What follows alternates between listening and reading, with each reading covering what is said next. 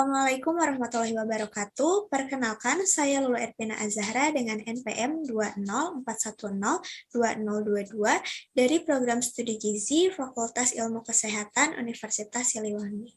Pada video kali ini, saya akan memaparkan mengenai metabolisme gizi mikro, yaitu mineral mikrozink, dengan dosen pengampu mata kuliah, yaitu Ibu Dr. Prima Endang Susilowati, MSI.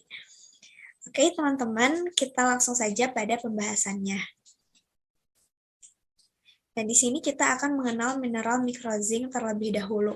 Nah, zinc ini merupakan trace elemen esensial bagi kehidupan manusia. Nah, trace elemen sendiri itu merupakan elemen yang terdapat dalam tubuh dengan jumlah yang sangat kecil dan diperlukan untuk memelihara kesehatan. Kemudian, pada tubuh manusia itu mengandung sekitar 1,5 hingga 3 gram zinc. Zinc merupakan logam. Zinc dapat berada dalam beberapa keadaan valensi yang berbeda, tetapi hampir secara umum ditemukan sebagai ion divalen yaitu Zn2+ dalam tubuh manusia. Keberadaan zinc di dalam tubuh. Nah, di dalam tubuh kita, zinc itu ada di mana aja sih?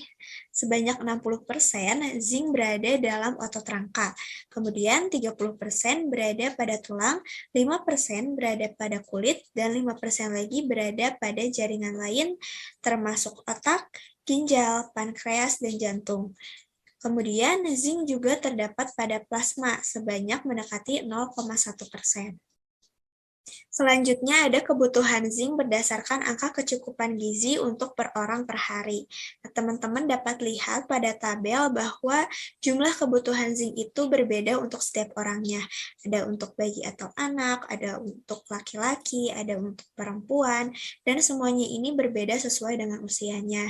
Kemudian ada juga jumlah kebutuhan zinc untuk kondisi tertentu seperti untuk kondisi hamil dan juga menyusui.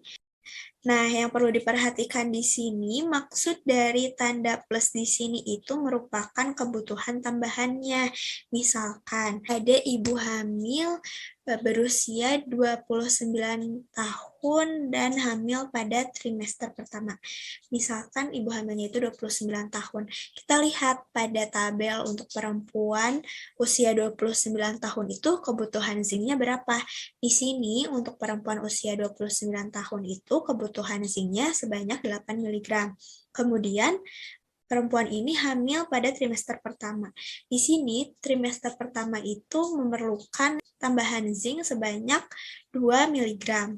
Maka ibu hamil usia 29 tahun dan keadaan hamil trimester pertama itu adalah 8 ditambah 2 sehingga total kebutuhannya itu 10 mg. Seperti itu. Nah, tadi kan kita sudah membahas tentang kebutuhan zinc untuk per orang per harinya. Kemudian dari mana sih kita dapat memenuhi kebutuhan zinc tersebut?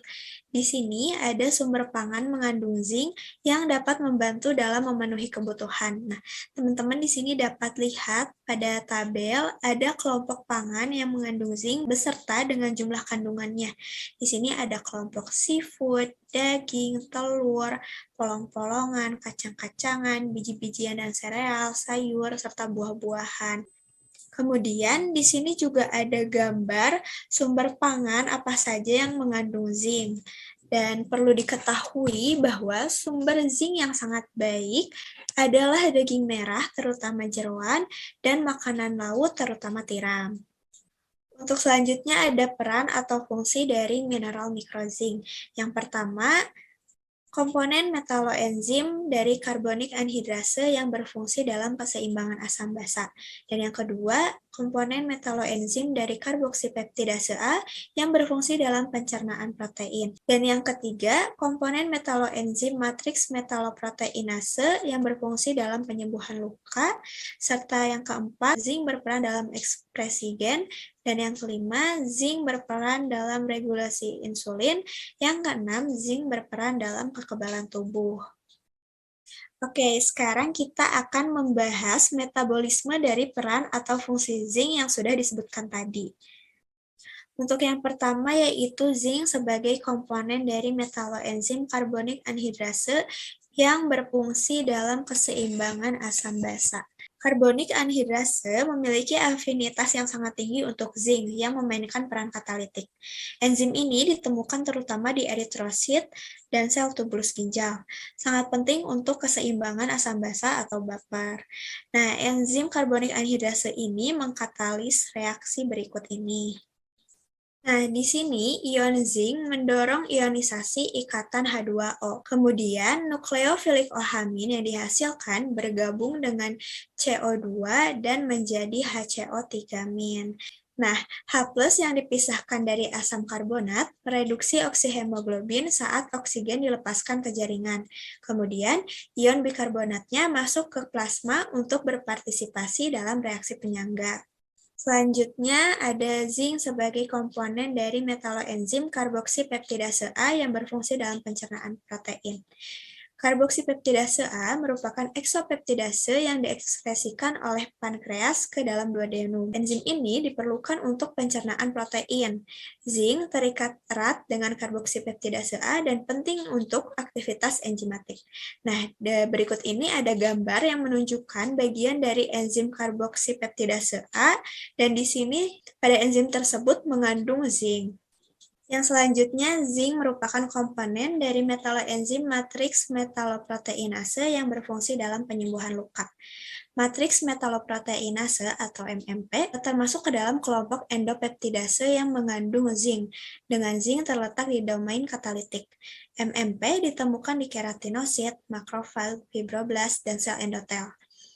MMP umumnya berfungsi dalam penyembuhan luka, mendegradasi komponen matriks ekstraseluler untuk memungkinkan remodeling protein matriks ekstraseluler dan perbaikan jaringan. Berdasarkan elemen struktural, enzim dapat dikategorikan, misalnya kolagenase, penting untuk debriding luka, atau stromycin yang diperlukan untuk kontraksi luka. Teman-teman di sini bisa lihat ya, ada gambar dari proses penyembuhan luka. Terdapat MMP, dan pada MMP ini, dalam matriks metaloproteinase ini, mengandung zinc pada domain katalitiknya. Kemudian di sini ada peran zinc dalam ekspresi gen. Zinc memainkan peran struktural utama dalam mengatur transkripsi gen. Zinc mengikat faktor transkripsi, yaitu protein. Pengikatan zinc ke faktor transkripsi menghasilkan perubahan konformasi dalam bentuk yang menyerupai jari atau finger. Zinc fingers ini merupakan istilah yang digunakan untuk menunjukkan bentuk sekunder atau konfigurasi protein faktor transkripsi ketika terikat pada zinc.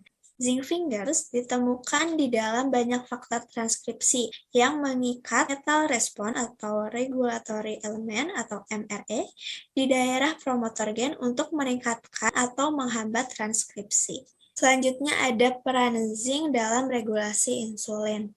Zinc ini terlibat dengan regulasi insulin.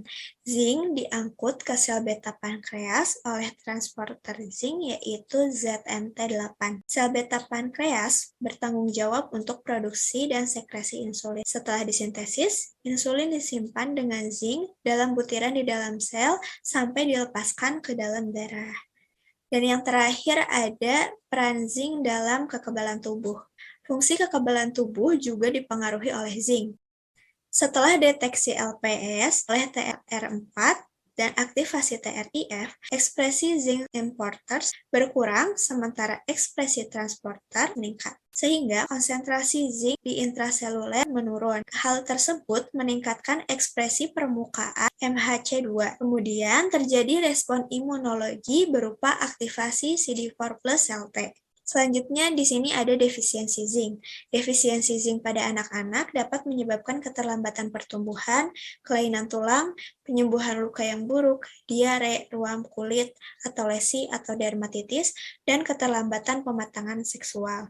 Kemudian, defisiensi zinc pada orang dewasa dapat menyebabkan anoreksia, diare, lesu, depresi, ruam kulit atau lesi atau dermatitis, hipogeusia, alopecia, kemudian terjadi masalah penglihatan, gangguan fungsi kekebalan tubuh, gangguan sintesis protein, dan gangguan penyembuhan luka. Pada defisiensi zinc ini dapat dilakukan pengobatan, biasanya membutuhkan suplementasi zinc oral dosis 10-20 mg per hari yang dianjurkan. Jika tadi kita sudah membahas mengenai defisiensi zinc, sekarang ada toksisitas zinc atau kelebihan dari zinc. Nah, kelebihan zinc hingga 2-3 kali AKG dapat menurunkan absorpsi tembaga. Kelebihan sampai 10 kali AKG dapat mempengaruhi metabolisme kolesterol dan mengubah nilai lipoprotein. Kemudian, toksisitas zinc akut dengan konsumsi 225 hingga 450 mg zinc itu dapat menghasilkan rasa logam pada mulut, kemudian sakit kepala, mual, muntah, kram perut, dan diare. Sedangkan toksisitas zinc kronis, yaitu dengan konsumsi 40 mg, dapat menyebabkan defisiensi tembaga serta masalah neurologis seperti mati rasa, kelemahan, dan ataksia. Nah, berikut ini adalah referensi-referensi yang saya gunakan untuk pemaparan kali ini. Mungkin apabila teman-teman ingin membacanya lebih lanjut, teman-teman dapat mengakses referensi berikut ini. Baik, mungkin cukup sekian pemaparan yang dapat saya sampaikan. Terima kasih atas perhatiannya dan terima kasih sudah menyaksikan. Sampai jumpa di video berikutnya. Wassalamualaikum warahmatullahi wabarakatuh.